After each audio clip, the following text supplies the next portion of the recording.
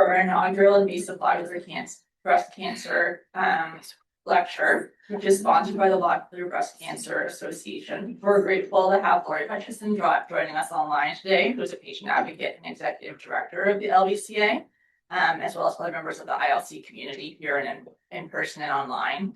We're very grateful to welcome Dr. Nisha Bahl to discuss our research today. Dr. Bahl is a breast imaging radiologist at MD and Associate Medical Director of Quality for Breast Imaging at Mass General Brigham and an Associate Professor of Radiology at Harvard Medical School. She's also a Fellow of the Society of Breast Imaging. Dr. Bahl's research focuses on AI and advanced breast imaging technologies, particularly to improve cancer detection and diagnostic accuracy. She's a recent recipient of the Lobular Breast Cancer Alliance and Sarah B's Invasive Lobular Carcinoma Research Grant for her work on improving detection of ILC on digital breast tomosynthesis using AI. Dr. Bahl has received numerous awards for her research, including the American Roentgen Gray Society President's Award, and was recently inducted as a Distinguished Investigator into the Academy for Radiology and Biomedical Imaging Research. Dr. Bahl serves as an associate editor on the Journals of Radiology and Radiology Artificial Intelligence, and as an editorial board member for European Radiology. She's delivered more than 150 invited national and international lectures, and is widely recognized for excellence in mentorship and education. Please join me in welcoming Dr. Bahl. Thank you.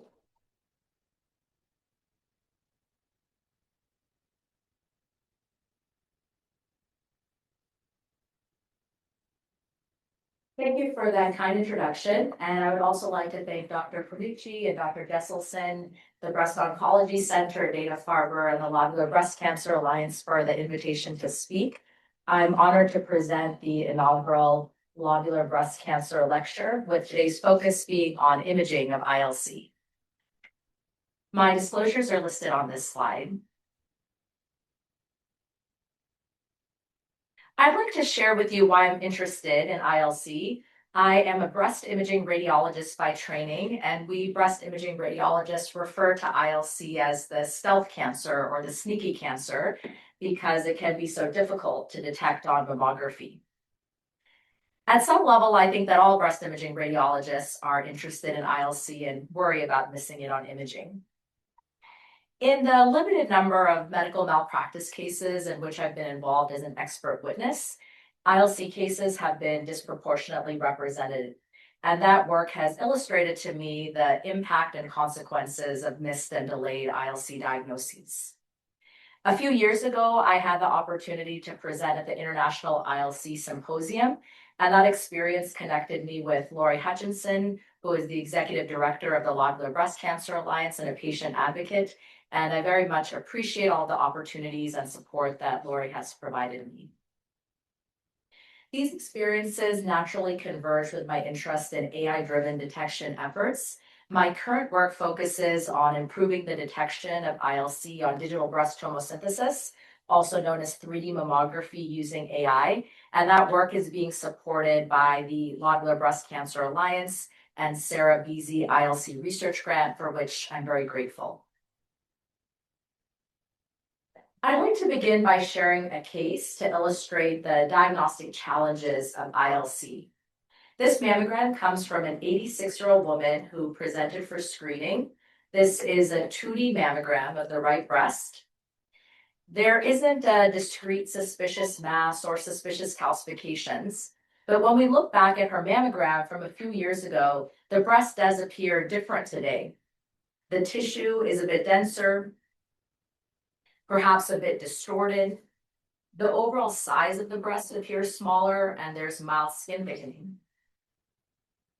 Here is the patient's current CC mammogram and two priors that better illustrate that change over time. The radiologist interpreting the current screening mammogram did notice this change over time, called the patient back for additional imaging. The patient underwent a biopsy and was ultimately diagnosed with grade 2 ILC.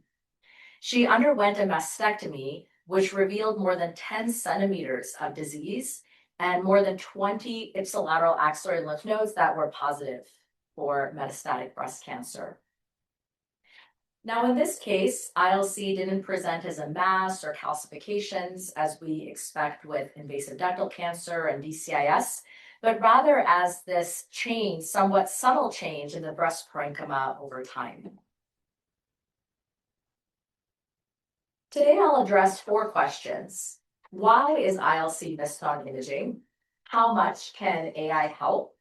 What does contrast add? And finally, what's next? We'll begin with why ILC is missed on imaging. Due to the loss of E-cadherin, which is a cell adhesion protein, ILC has a unique growth pattern in which single malignant cells or single files of cells invade the stroma. Given this infiltrative growth pattern, without significant disruption of the normal breast architecture, ILC can be difficult to detect. The overall sensitivity of mammography for the detection of ILC has been estimated to be 57 to 81% and even lower in dense breast tissue. Digital breast tomosynthesis, also known as 3D mammography, has improved the detection of ILC to some extent compared to 2D mammography, but imaging findings can be subtle even with tomosynthesis. On mammography, the most common appearance of ILC is a mass with spiculated or indistinct margins, similar to invasive ductal cancer. The second most common appearance is architectural distortion, and I'll show you some examples of that later. Other presentations of ILC include a one-view asymmetry, a finding that we see on only one view of the breast rather than 2, a focal asymmetry or density, a shrinking breast appearance. Less common presentations of ILC include calcifications, a round circumscribed mass, and nipple retraction. I'd like to share with you now a series of cases to illustrate the varying imaging appearance of ILC. This 2D mammogram comes from a 69-year-old woman who presented for screening. There's an obvious mass in the upper outer quadrant of the right breast. Here's the corresponding sonographic correlate. This finding was biopsied under ultrasound guidance, yielding grade 2 ILC. This patient has a smaller mass in the right breast at 6 o'clock. When she underwent lumpectomy and sentinel lymph node biopsy, micrometastatic disease was discovered in one of the ipsilateral axillary lymph nodes. This 73-year-old woman also has a small mass in the right breast at 4 o'clock. Now, what I've shown you so far are 2D mammographic images. Here's an example of tomosynthesis. This is basically a thin slice of the breast. This patient has a very subtle mass with architectural distortion that's only appreciated on the tomosynthesis views, not the standard 2D mammographic views. Here's another example of a subtle mass with distortion, right breast at 5 o'clock. Subtle mass in the right breast at 2 o'clock. Now I'll show you some examples of architectural distortion. This is one of my favorite cases, 72-year-old woman presenting for screening. She has heterogeneously dense breast tissue and a very subtle area of distortion in the posterior aspect of the right breast. This was detected by one of my colleagues on screening mammography. The patient was brought back for a diagnostic mammogram. The spot compression view redemonstrates that distortion. There was no sonographic correlate, so the patient underwent a tomosynthesis-guided biopsy yielding grade 2 ILC. This patient has dense breast tissue, very subtle area of distortion in the left breast. It was biopsied under ultrasound guidance, yielding grade 2 ILC. Another example of distortion in the right breast, better seen on this spot compression view. This patient was found to have metastatic disease in the ipsilateral axillary lymph nodes. This mammogram comes from an 85-year-old woman presenting for screening. She has architectural distortion in the left breast. The patient subsequently underwent lumpectomy. She didn't undergo sentinel lymph node biopsy or any adjuvant treatment, but did develop a recurrence 4 years after this initial diagnosis. This is quite an impressive call from one of my colleagues, an exceedingly subtle area of distortion in the right breast. That turned out to be a grade 2 ILC. Another small area of distortion in the large breast. Now, ILC can also present as a one view finding, meaning that we only see it on one view of the breast, the craniocaudal view, or the medial lateral oblique view. And here's an example of that, an asymmetry seen on only the left CC view that one of my colleagues detected. The patient was brought back for additional imaging, and our technologist pulled in a lot of posterior breast tissue, so we were able to see the finding on the other view. Here's another example of a one view finding at the edge of the film that turned out to be a grade 2 ILC. This is another example of a good call from one of my colleagues. We assume that most of the findings overlying the pectoralis muscle, which is this triangular structure here, are axillary lymph nodes. In this case, my colleague noticed the irregularity of this finding. She was brought back for additional imaging, and note how the cancer, the ILC, has a different morphology from those surrounding lymph nodes.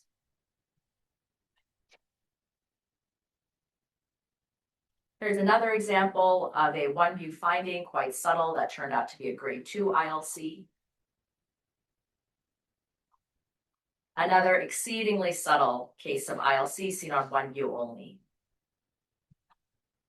Now, this patient presented for screening. She's a 70-year-old woman, and there is an asymmetry with skin thickening in the superior aspect of the left breast. This finding was noticed on the screening mammogram. The patient was called back for additional imaging, and the patient was diagnosed with grade 2 ILC. When we look back at prior mammograms, this asymmetry appears to be developing over time, and perhaps could have been called on the prior mammogram. Here's another example of a grade 1 ILC. This patient has a focal asymmetry in the upper outer quadrant of the right breast. On retrospective review of the prior mammogram, there is a subtle focal asymmetry there. This could have potentially been called on the prior mammogram, but it's quite a subtle finding to be able to call prospectively. Thus far, we've focused on screening detected or radiologist detected cancers. The last two cases potentially could have been called earlier, but nonetheless, all of these cases were screening detected. Now I'd like to shift gears to discuss false negative cancers, which are not screening detected, and how AI can potentially reduce our false negative ILC cases. As way of background, false negative cancers are cancers that are diagnosed within 1 year of a negative screening mammogram. False negative cancers can be symptomatic or asymptomatic. We refer to symptomatic false negative cancers as interval cancers. These cancers can present with a lump, nipple discharge. And these symptomatic false negative cancers, compared to screening detected cancers, have poor outcomes due to rapid growth and aggressive biologic types. The interval cancer rate is thought to be an important surrogate marker for long-term patient outcomes. We currently don't have evidence confirming the mortality benefit of screening with digital breast tomosynthesis or 3D mammography, and the interval cancer rate is thought to be an important metric for long-term outcomes. Asymptomatic false negative cancers, on the other hand, are typically detected with other imaging modalities such as high-risk screening MRI. For example, let's say a high-risk patient comes in for her screening mammogram, it's interpreted as negative. 6 months later, she presents for a high-risk screening MRI and a cancer is detected at that time. The mammogram that was interpreted 6 months earlier is considered false negative, since she did have a cancer diagnosis within the year following that negative mammogram. But that cancer, the MRI detected cancer, is considered an asymptomatic false negative since she didn't present with symptoms. In general, we're more interested in our interval cancer rate rather than our asymptomatic false negative cancer rate, since the interval cancer rate is an important metric for us to monitor. Now, why do false negative cancers occur? It's possible that the radiologist missed the finding on the screening mammogram. So the mammogram was read as normal. 7 months later, the patient presents with a lump. And on retrospective review, the finding was detectable on that screening mammogram 7 months earlier. It's also possible that it's a fast-growing cancer. And even in retrospect, there is no finding visible on the mammogram. It's also possible that it's a mammographically occult cancer that just isn't visible. Several years ago, my colleagues and I at Mass General studied our false negative cancer rates before and after the integration of tomosynthesis, also known as 3 mammography. And we found that the false negative cancer rate was identical before and after the integration of tomosynthesis at 1.1 false negative cancers per 1,000 exams. A subsequent multi-center study also found no significant difference in the false negative cancer rate after the introduction of tomosynthesis. These results suggest that women who are at risk for false negative cancer would benefit from supplemental imaging, but very few women undergo supplemental imaging. And it's important for us to be able to identify which patients would most likely benefit from supplemental imaging. For the average risk woman who has a 12.5% lifetime risk of breast cancer, 1 in 8, we recommend yearly screening mammography with tomosynthesis. For high-risk women who have a lifetime risk of 20% or higher, we recommend yearly screening mammography and yearly screening MRI. Most of our high-risk patients are imaged every 6 months, alternating mammography and MRI. For women with dense breast tissue, we recommend annual screening with mammography. If there are additional risk factors present in addition to dense breast tissue, we may consider breast MRI. There are some practices across the United States that offer supplemental screening breast ultrasound for women with dense breast tissue, but that currently isn't offered at Mass General Brigham. So given that most women are undergoing mammography tomosynthesis without supplemental imaging, our research team and AI collaborators decided to focus on mammography and tomosynthesis as our primary modality, and we investigated whether or not AI could potentially help us reduce our false negative cancer rate. At present, there are 6 FDA-cleared, commercially available AI-based CAD tools in the United States. CAD stands for Computer Assisted Detection and Diagnosis. These tools mark suspicious lesions on the 2D mammogram and tomosynthesis images and provide scores at the lesion level and the exam level reflecting likelihood of malignancy. The 6 different tools are shown here. They have different interfaces and different annotations on the suspicious lesions. In order to investigate whether or not AI could potentially help reduce our false negative cancer rate, we identified 376 consecutive false negative cancers at Mass General. So these patients underwent a screening mammogram. It was interpreted as normal, but within a year after the screening mammogram and before the next screening mammogram, the patient was diagnosed with breast cancer. We retrospectively processed those 376 screening mammograms interpreted as negative through an FDA-cleared commercially available AI-based CAD tool and found that the AI tool identified 27% of the cancers. In a separate study, we analyzed 100 false negative cancers with a different AI-based CAD tool, and that tool identified 32% of the false negative cancers. And I reviewed each of these cases individually to ensure that the lesion annotations made by AI corresponded to the subsequently diagnosed cancer. So these results suggest that integration of AI into our clinic could potentially reduce the false negative cancer rate by about 30%. I'd like to show you a few examples of false negative ILC cases that were detected by AI. This patient presented for screening. She has dense breast tissue, and there is a subtle area of architectural distortion in the posterior aspect of the breast that was missed by the radiologist at time of screening. When we retrospectively processed this mammogram through an AI algorithm, AI did detect that area of distortion with a circle. There's also a triangle on the image which is marking some calcifications. Those calcifications were not malignant, so that's an example of a false positive mark made by the AI algorithm. Now, interestingly, this patient had a second area of distortion in the same breast, also missed by the radiologist, which was detected by the AI system also. Both of these areas of distortion were biopsied and both yielded grade 2 ILC. Here I'm showing you the annotations from one specific FDA-cleared algorithm. Here are the annotations from a different algorithm. This algorithm also identified both areas of distortion, with scores of 91 and 90 for the larger area and scores of 59 and 14 out of 100 for the smaller area. Now I'd like you to take a look at this mammogram for a moment. I am showing you the prior CC, current CC, prior MLO, and current MLO. And I'd like you to look for any differences on the current mammogram compared to the prior.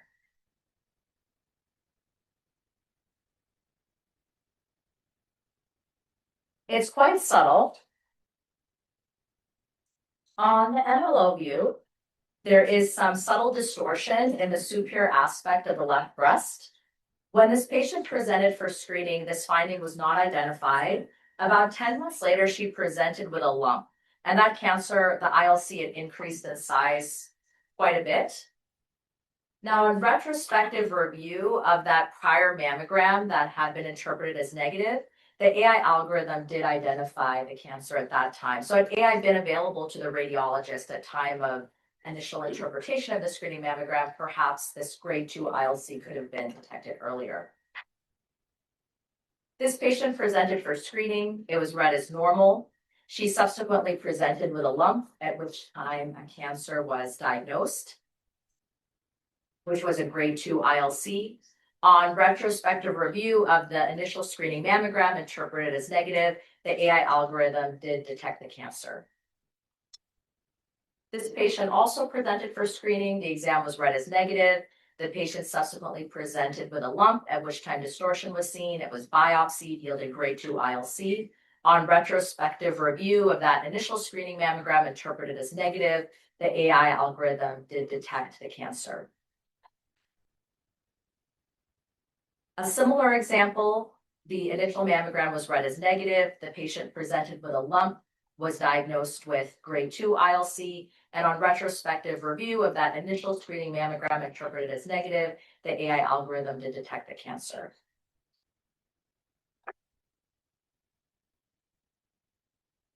This is an example of a left CC view, 2D screening mammogram interpreted as normal. When we look back at the prior mammogram, there is some increased density in the lateral breast, but it was interpreted to be normal breast tissue. The patient subsequently presented with a lump, at which time she was diagnosed with grade 2 ILC. On retrospective review of those prior mammograms, the AI algorithm did identify the cancer. Now I'd like to share some recent work that my team conducted specifically focused on ILC. We identified 239 women who were diagnosed with ILC at Mass General, all of whom had a screening mammogram within the previous year. Now, 82% of those cases were detected on the screening mammogram by the radiologist, meaning that 18% were false negative. In those cases, the mammogram was interpreted as negative, but the patient was diagnosed with ILC in the year following the negative mammogram before the next screening mammogram. So 82% were detected by the radiologist, 18% were not.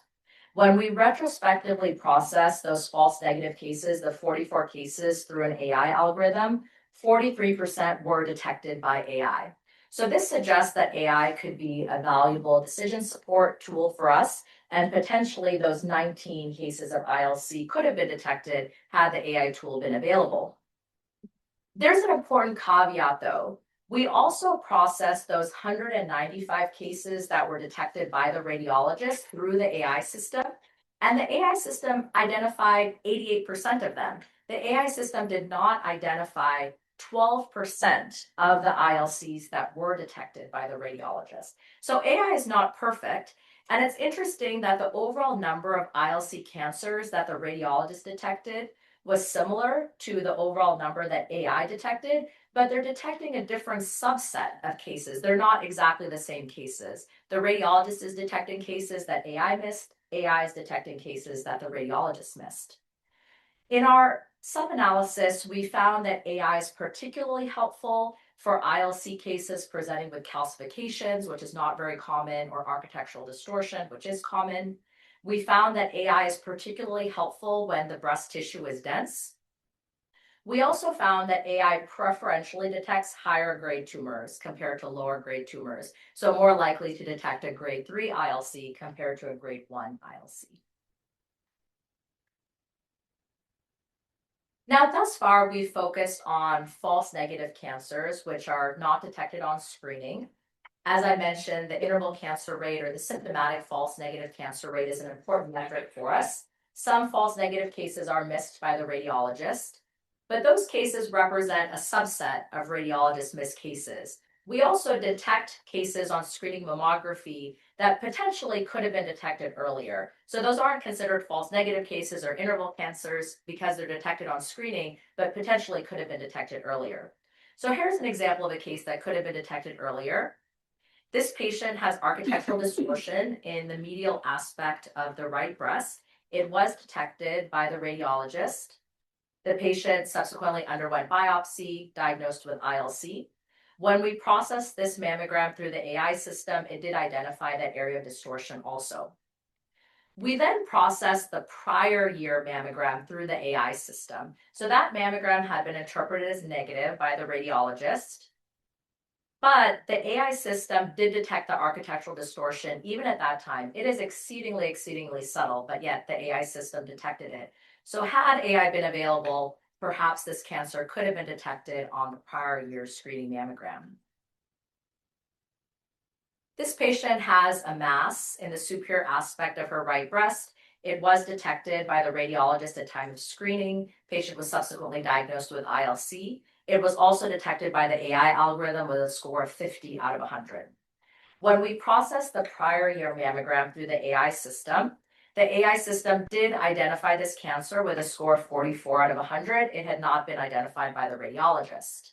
Then we processed the mammogram from 2 years prior through the algorithm, and the algorithm did detect the cancer with a score of 35 out of 100.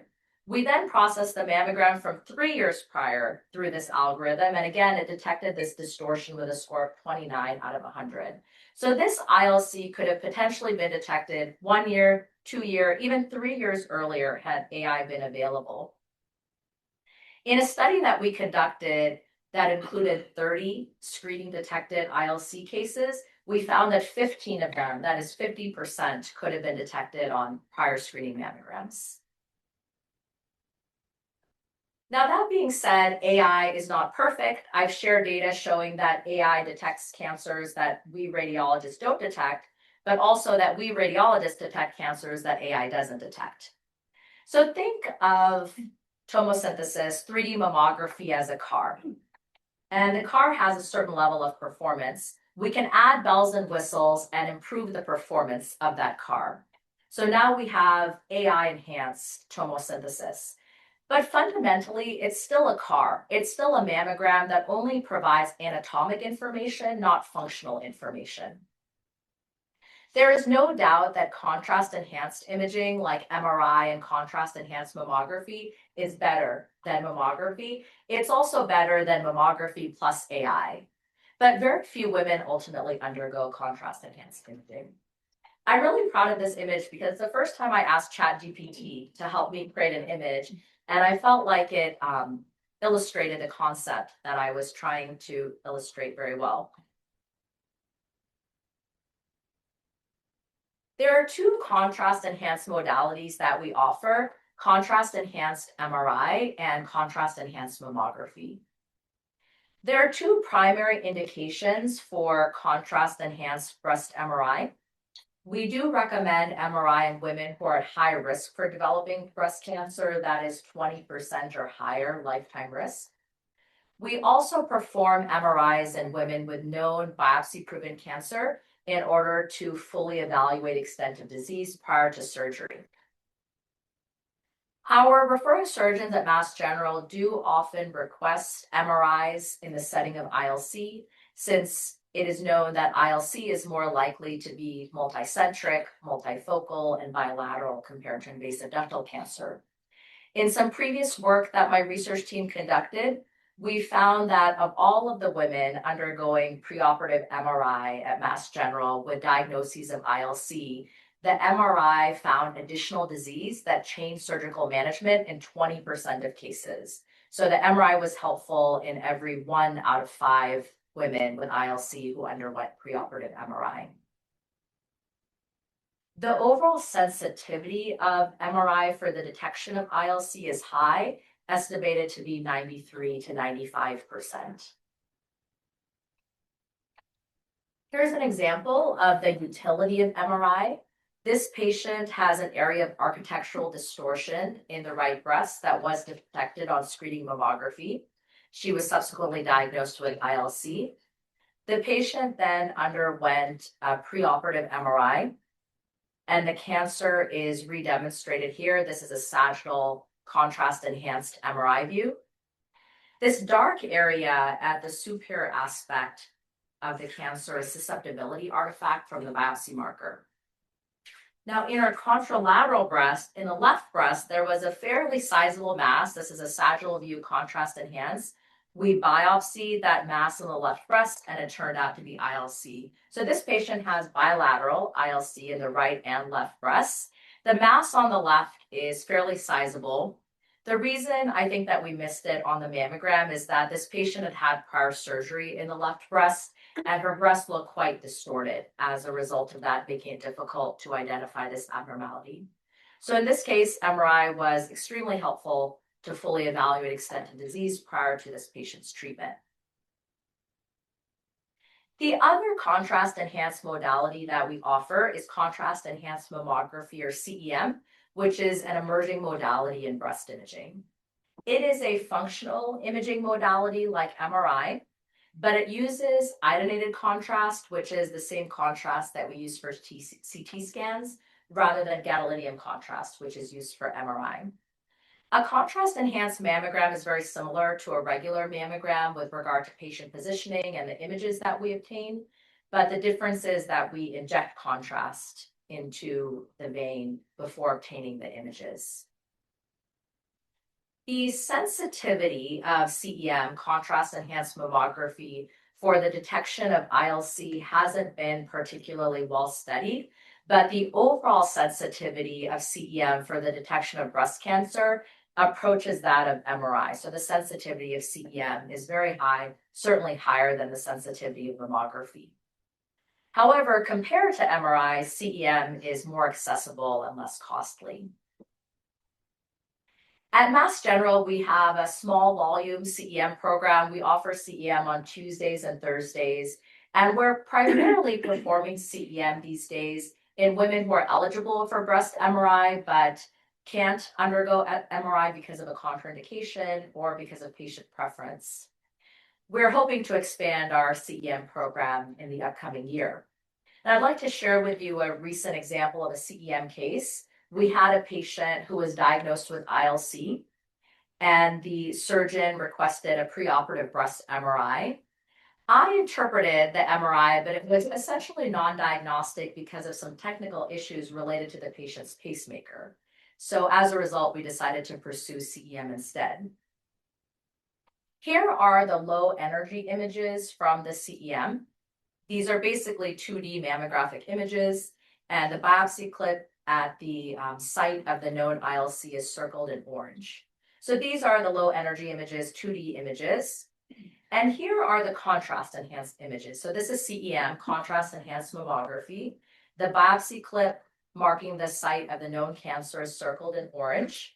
And the arrows are pointing out some very subtle areas of enhancement, lateral, superior, posterior to the known cancer.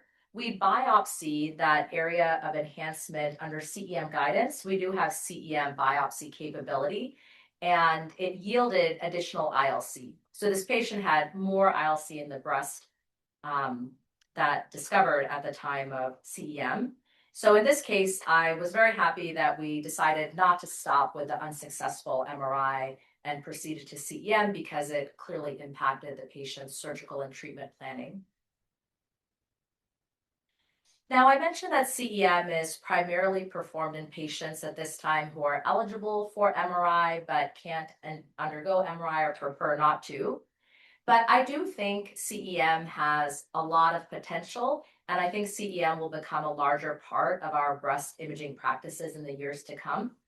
For example, at present, we have screening regimens for average risk and high risk women. We recommend yearly screening mammography in average risk women. We recommend yearly screening mammography and yearly screening MRI for high-risk women, but we don't have a clear protocol for intermediate risk women, women who have a lifetime risk of breast cancer of 15 to 20%. Women with dense breast tissue as their only risk factor fall into that intermediate risk category. But I do think there's potential for CEM to be used as the primary imaging modality for that population in the years to come.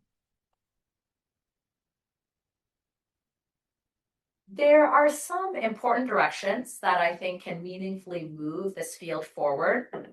First, we need ILC-specific AI training and validation. Many of the existing AI tools were primarily trained with invasive ductal cancer cases, which limits their performance with ILC. Second, we must link imaging advances to patient-centered outcomes and ensure that imaging advances are being translated into meaningful endpoints, such as earlier stage of diagnosis or improved disease-free survival. There is a major opportunity for personalized imaging. At present, there are several FDA-cleared, commercially available risk assessment tools that are available that generally outperform the traditional epidemiological models, such as Gale and Tara-Kuzak. We can use these AI-based tools to better identify which women would benefit from contrast-enhanced imaging. And ultimately, the future isn't AI plus mammography versus contrast, but rather the integrated use of AI and contrast. Thoughtful integration of those tools has the greatest potential to improve patient care. In conclusion, ILC remains challenging to detect on mammography due to its unique biology and often subtle imaging features. Tomosynthesis has improved detection compared to 2D mammography alone, but false negative cases continue to occur, especially in dense breast tissue. AI has shown a lot of promise in this space. It has the potential to reduce false negative cases, especially in dense breast tissue, and identify findings that are easy to overlook.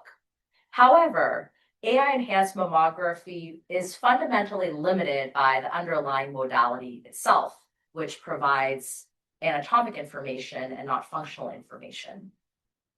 Contrast-enhanced imaging, including MRI and contrast-enhanced mammography, provides the highest sensitivity for ILC by revealing functional information that the mammogram cannot. A key opportunity lies in better identifying which women would benefit from contrast-enhanced imaging and in integrating AI tools with contrast-enhanced imaging. Future progress will require ILC-specific AI development and outcomes-based validation in order to ensure that imaging advances are being translated into meaningful benefits for our patients. That concludes my presentation. Thank you for your attention.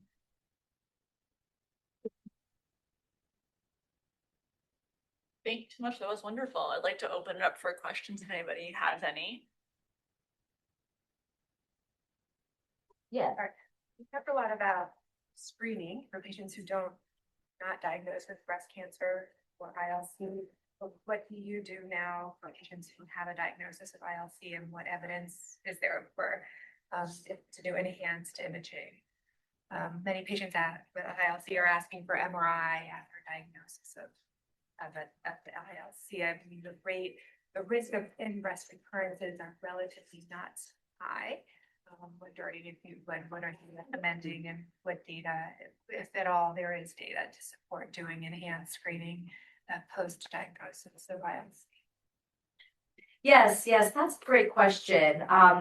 With regard to imaging immediately after diagnosis, we do tend to recommend breast MRI, preoperative breast MRI, because of the increased risk for multifocality, multicentricity, bilaterality.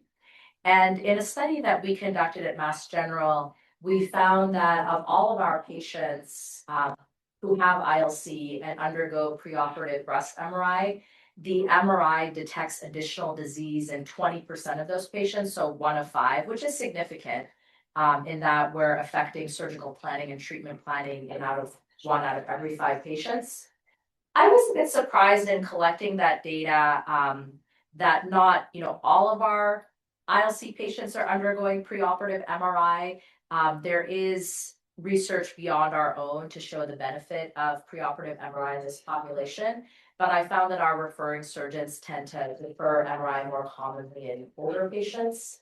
But it is certainly more common to request an MRI in the setting of ILC compared to IDC. With regard to surveillance, I would say we don't have robust data about surveillance MRI, after diagnosis and treatment.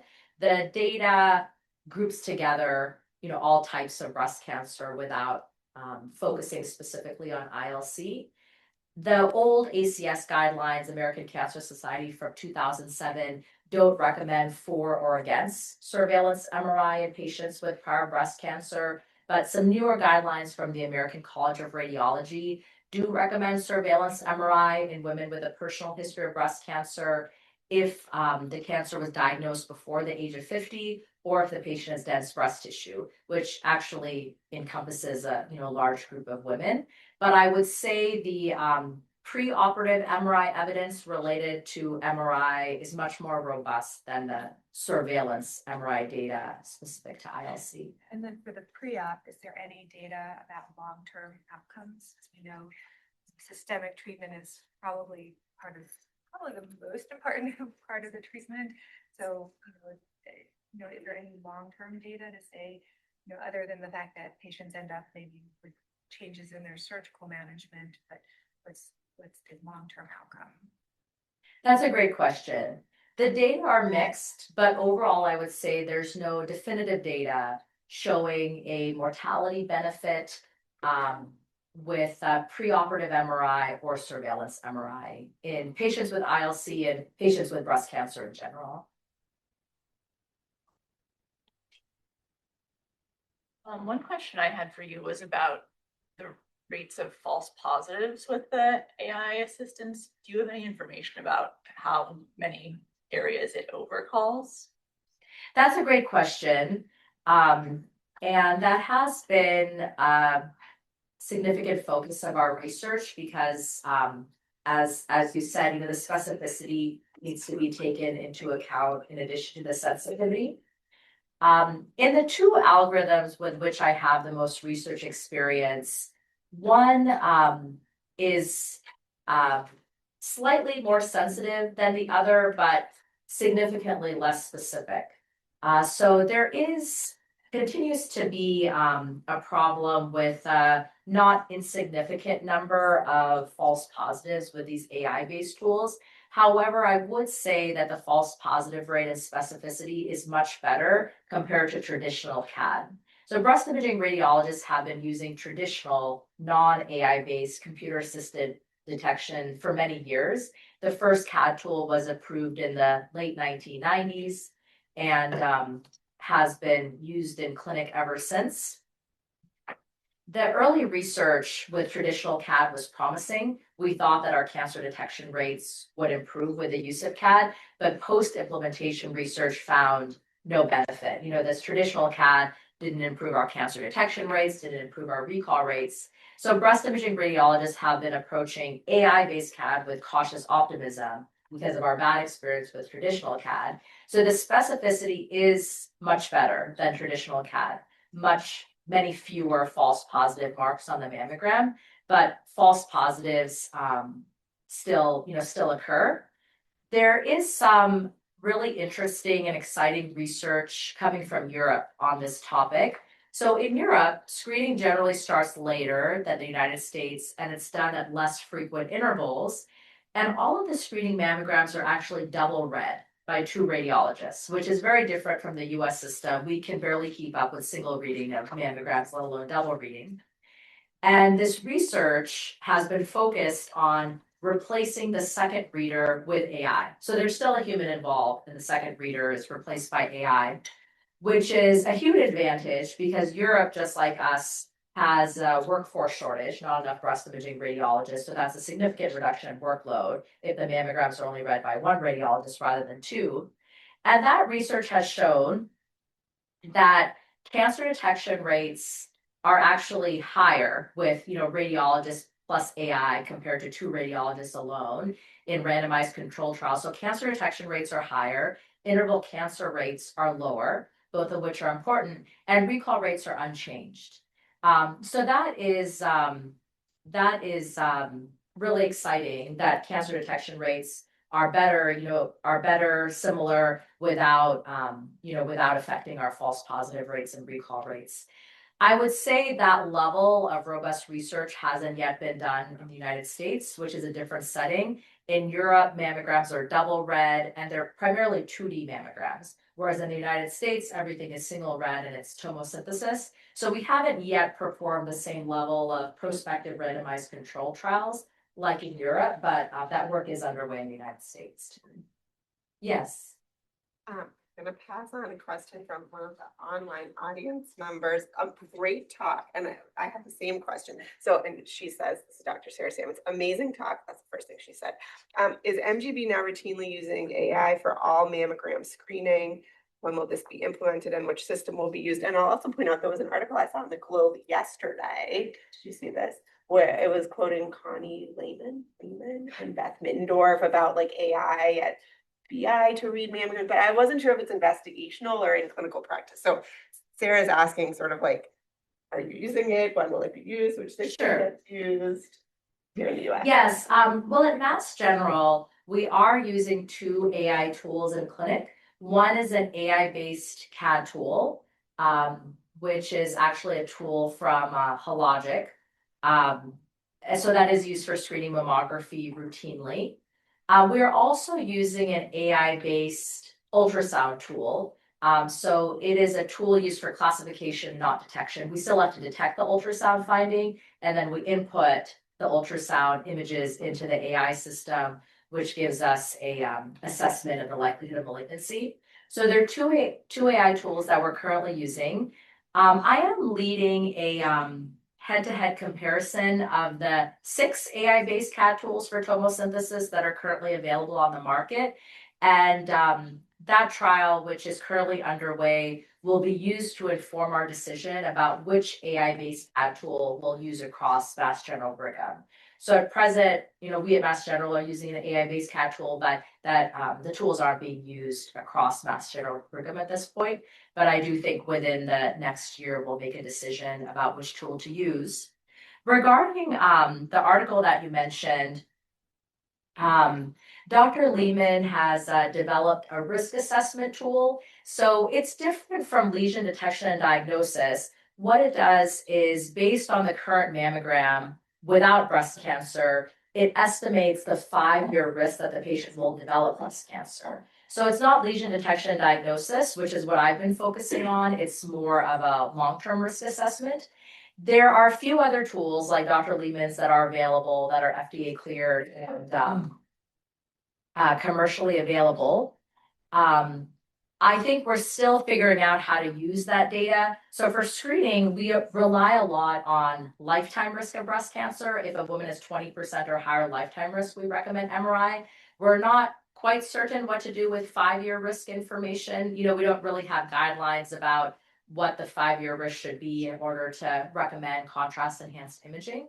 But I think those tools are very exciting. My understanding is that BI has invested in that tool. I think those tools are very exciting, and the research has generally shown that those risk assessment tools outperform Gale and Tara-Kuzak, the tools that we're used to. And it also seems to perform better in racially and ethnically diverse populations. So I do think we'll be using those quite a bit in clinic. We just need to figure out how to translate the numbers, it provides into meaningful action. And that's so cool that you're comparing the 6 platforms or whatever. Who will fund that study? Is it one of the, Yeah, that's a great question. Much of the research that I've shared today is industry sponsored in that the companies have been providing funding to help support this work. For that particular project, I'm really fortunate that the head-to-head comparison is being supported by MGB AI, which we haven't asked, any of the vendors to pay for participation. It's being funded by MGB AI. In talking to colleagues at other institutions who are using AI-based CAD tools, I've asked, how did you choose this particular tool? And often it's that, they chose the tool because it's the one that has the most peer-reviewed research in the literature, or they chose that tool because the sales representative was particularly aggressive. But I'm fortunate to be in a system where we have the resources and infrastructure to actually do a head-to-head comparison. Now, that performance in the head-to-head comparison will be a very important component that informs which tool we use across MGB, but there are other considerations related to costs and IT integration and usability. So my thought is if we find that 2 out of the 6 perform really well at a similar level, then we'll need to take these other factors into consideration. There's a clarification question about surveillance in patients with ILC after their initial diagnosis, asking if there's any standard indication for some sort of contrast-based imaging in follow-up at this time. Yes, that's a great question. I think the literature is just more robust for preoperative MRI and ILC patients rather than surveillance MRI and ILC patients. I'm not actually aware of specific literature about post-treatment surveillance in ILC patients. But the general, recommendation from the American College of Radiology is to obtain surveillance MRIs in patients with breast cancer. It doesn't really distinguish with regard to the type of breast cancer, IDC, ILC, DCIS, but the ACR, American College of Radiology, does recommend surveillance MRIs in women with a personal history of breast cancer who were diagnosed before the age of 50 or who have dense breast tissue. I would say that is the American College of Radiology recommendation, but it is controversial and there are, different guidelines from other organizations. Yes. Data about the difference of the rate of false positives between the contrast enhanced mammogram versus MRI? That's a great question. In general, the literature shows that the sensitivity of CEM is not exactly the same as MRI. It's slightly less, compared to MRI, but still much, much higher than mammography and ultrasound. So I would say there's some studies that have shown non-inferior sensitivity of CEM compared to MRI. But in my reading of the literature, I do think the sensitivity of CEM is slightly lower than MRI. Also, an advantage of MRI compared to CEM is better visualization of the chest wall and the axillary lymph nodes. CEM, contrast enhanced mammography, has the same limitations as a mammogram in that we can't see the posterior tissue as well. We can't see the axillary regions as well. So although the research does show that the sensitivity of CEM is approaching that of MRI, there is research to show that the specificity of CEM is slightly better than MRI, but it's a trade-off. With CEM, you may be losing a little bit of sensitivity, but you're gaining some specificity. We also have a question from online about any information about how the AI assistant performs on more clinical symptoms like a reduction in the size of the breast or nipple retraction that can be seen. That's a great question.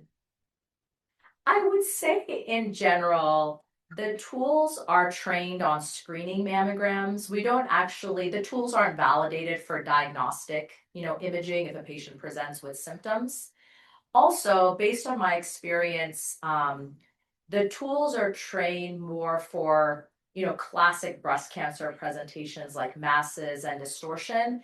I would say they're not well trained to detect changes in breast size or nipple retraction. Those in general wouldn't be well identified by AI, and that's primarily because of the way in which the algorithms are being trained. Stu Schnitt wrote in with a question about any role for FES PET in diagnosis of local cancer in addition to the staging that we are using it for now. That's a great question. I would say I have some knowledge of FES PET, but it is interpreted by my nuclear medicine colleagues.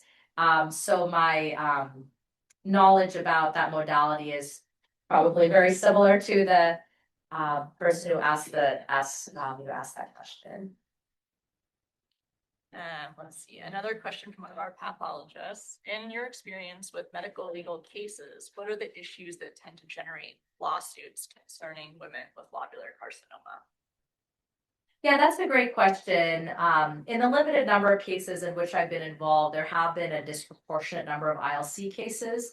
And I would say that they are all cases in which at the time of diagnosis, the patient has been found to have metastatic, disease. For, medical malpractice, harm, needs to be demonstrated. I would say, our research shows that we do miss a lot of breast cancers, but not all of those misses cause, harm to the patient. So the cases that I've been involved in are very humbling. ILC cases that, arguably have been missed on prior screening mammograms. And when the patient is ultimately diagnosed, it's because of symptoms and the disease has already metastasized at that time. The reason I find them humbling is when I first started this work as an expert witness, I thought that the radiologists involved are, not well trained or negligent or reading too fast. But that's not my experience at all. In every single case in which I've been involved, I feel like I could have been, the interpreting radiologist. These are really challenging cases. Cases like the one that I showed at the very beginning of the presentation, where it's not a discrete mass or sort of a discrete finding, but you basically have to step back, from the mammogram and review this sort of global change over time to identify the abnormality. So the question I'm always asked as an expert witness is, would a reasonable radiologist, have called this finding prospectively? Not necessarily the best radiologist in the world, but would a reasonable radiologist? And that is a surprisingly difficult question to answer. When I review the images, I'm quite biased. I know that it's a delayed diagnosis case. The attorneys tell us that they're only providing us the imaging, they're not giving us information, but that doesn't make it an unbiased process. That doesn't replicate my day-to-day clinical work. So it's been a really eye-opening experience, and just really, really very challenging cases that I've seen in that work. That's very helpful. And then one other question, which is something I was wondering too, was in that case where you showed the serial images going back 3 years, with each year further into the past, the AI confidence score was lower and lower. Is there a threshold that you guys are using now as a truly suspicious lesion? Yes, that's a great question. And that actually varies based on the algorithm. So the two algorithms that I'm most familiar with, one of them scores lesions out of 100, and it considers 22 or higher to be positive. That's the vendor recommended threshold. And it can actually be configured so that if the score is less than 22, the marks just don't appear on the mammogram at all. So that algorithm considers 22 or higher. The other algorithm with which I'm familiar considers 10 or higher. So they're sort of internally validated thresholds that are recommended by the vendor. I do think as a breast imaging practice, we could decide on our own threshold, but I would be a bit wary about doing that, in the absence of robust data. Great. Well, this was wonderful. I've learned so much. Thank you so much for coming and sharing your research with us. I think we're out of time, so we'll end here. But for those of us who are meeting with you later, we'll meet with you in the building next door. Thank you so much. Thank you.